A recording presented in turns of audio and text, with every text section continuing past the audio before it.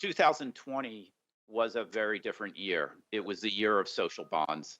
The onset of COVID-19 impacted the social bond markets in a similar manner to COP21 on green bond issuances.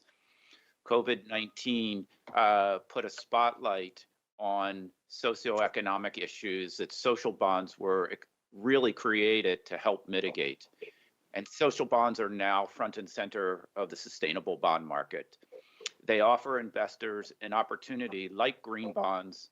However, they fund projects that provide or increase access to essential services like healthcare, water, finance, et cetera, for the underserved.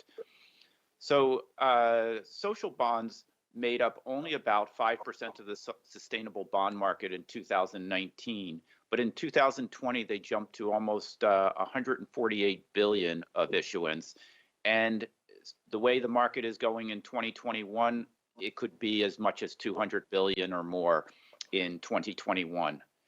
In response to the emerging pandemic, as was mentioned earlier, in March 2020, IFC did issue a 1 billion social bond. It was our largest to date. It was heavily oversubscribed, and it really showed the enormous interest by investors to support the alleviation of social issues. And IFC has spent and has actually played a foundational role in the development of the green and social bond principles. And one aspect that I want to really emphasize in the green and social bond principles is the direct line of sight from the issuance of the bonds to the projects that are being financed. And that is a fundamental aspect of the green and social bonds. And it's one that investors ask issuers to adhere to.